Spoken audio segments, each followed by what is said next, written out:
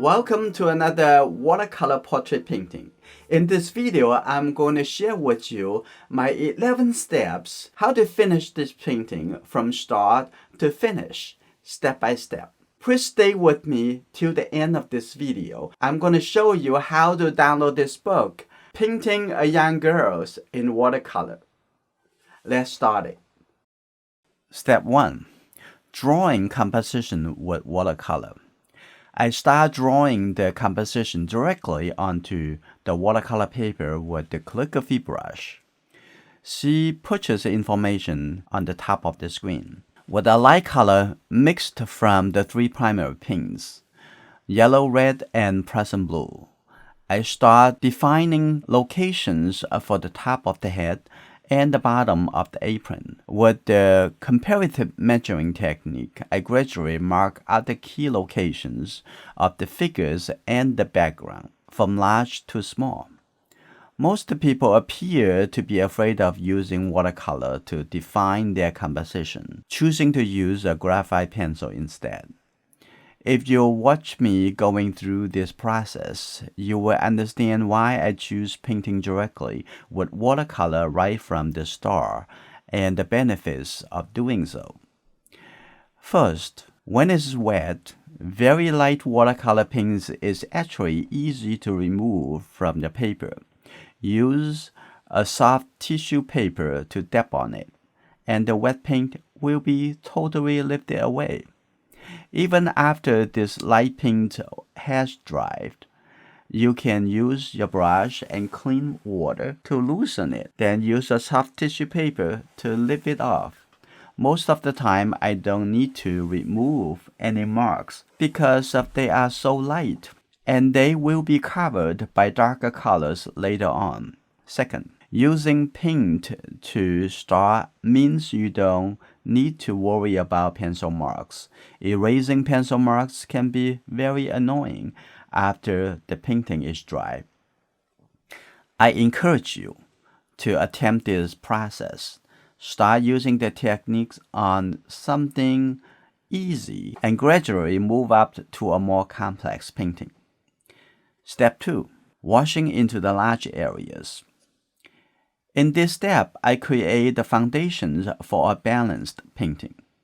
I use the 1-inch flat brush with big loads of water to wash colors into the large areas. I start from the left side of the composition.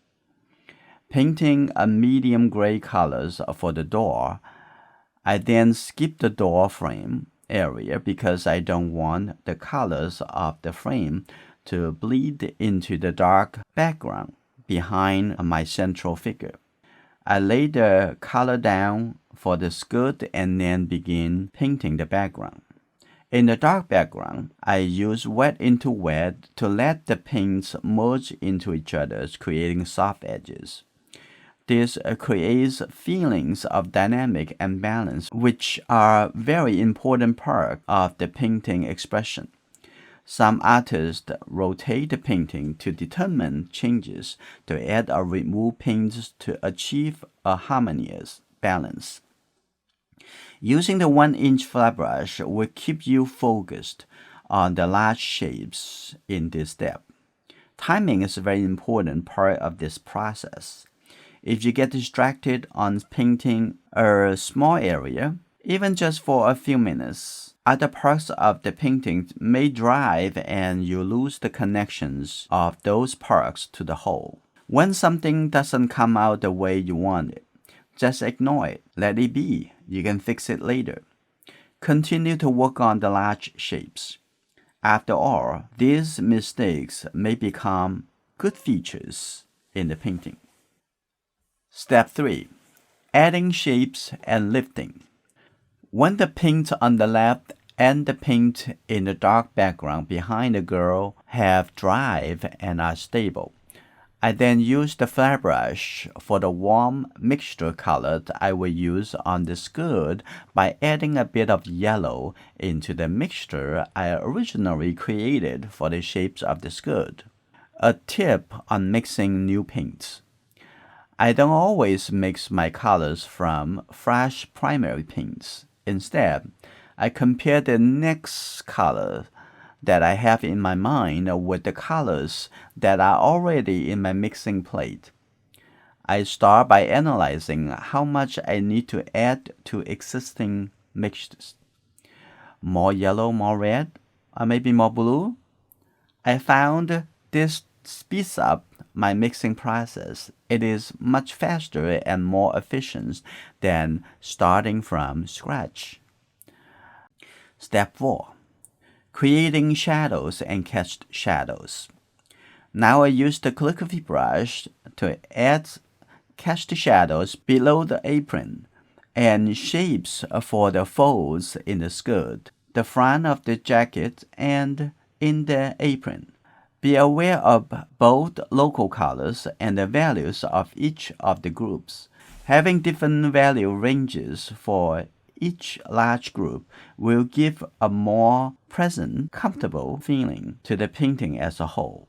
Arranging the values in a painting is an important design process. Spend time to listen to your own feelings. Step 5.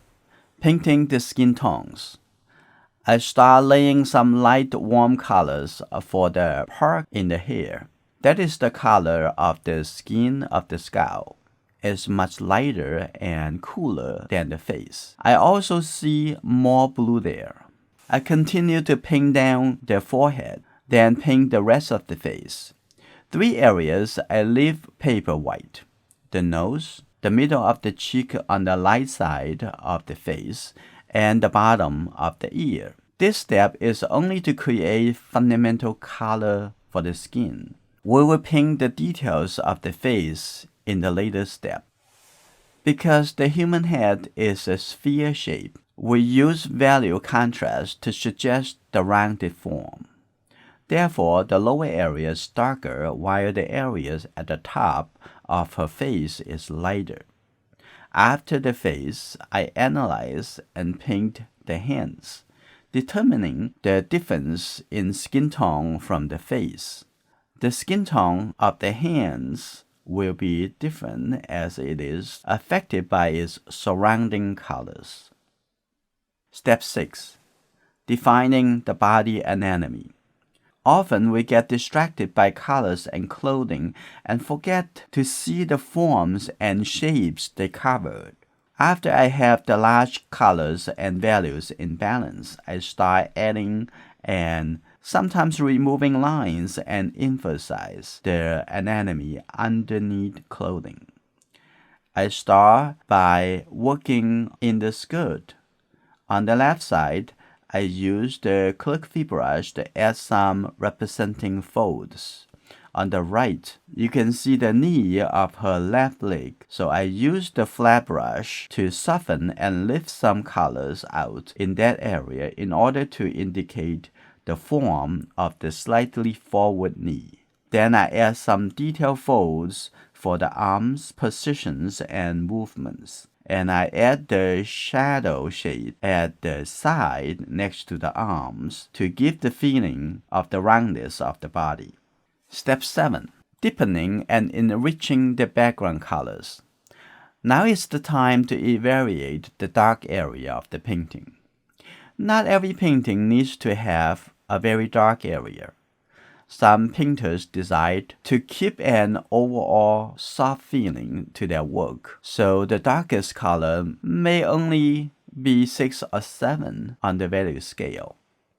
For this painting, I want to make the background darker as this may help to make the girl stand out more. I used the flat brush to apply the second mixture of red and blue to the background right behind the girl's head. This will make a greater contrast between the background and her hair color, and her face will become more important. Then I continue to paint the dark colors to the right side. I also blend red colors and green colors to the right side in the background to give subtle emotional touches to the painting. This will make the whole painting richer and stronger. Step 8. Adding texture to the wood door. The next area to address is the door frame on the left. I used the calligraphy brush to paint some dry strokes with various brown colors. The texturing techniques adds a new element of interest to the painting. As you see, painting is created from working in many levels of development, step by step, layer by layer. At every stage of the process, we make decisions from basic and fundamental to more and more complex in order to maintain the sense of balance while solidifying our initial impression. Step 9. Preparing the head for detailing. To prepare for painting the details of the face, I add some darker color to the lower areas of the face, the shadow on the left side, and the areas behind the ear. This step is finalizing the sphere shape of the head and making it ready for painting the detail. I paint the base color of the hair, both at the top of the head and on the braids. Then I add the small darker shapes and lines to the ear. Step 10. Adding the details to the face. With the calligraphy brush, I start by painting the eyebrows. Remembering the head's sphere shape, I compare the positions of the two eyebrows, making sure they sit on the same curved line around the face. Then I continue moving down to the eyes, the nose, and then to the mouth.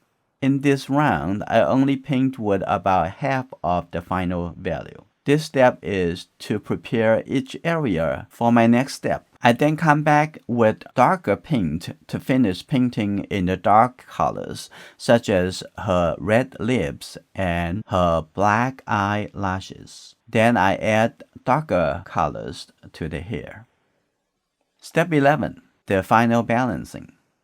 In this last step, I return my attention to the painting as a whole. It is time to focus on balance. The balance of painting is composed by these elements: different sizes of shapes, different directions of lines, rough and smooth textures, light colors and darker colors, different intensity of colors, warm colors and cool colors. After my assessment, I decided to add a dark brown colors to the background next to the face. I add some details to her braids, modify some colors to create greater intensity and drama, and add the print pattern to the cloth. You can continue to spend time to increase or decrease dynamic contrasts to create a better balance. Now you can download this printable digital book from Gumroad. Use the link in the video description if you are a member of Enjoying Art on Patreon. Now you can view the full 3-hour video. If you're not yet a member, no problem. You can use the link in the video description to purchase the video on Gumroad. Happy holidays! I'm looking forward to see you in our next video.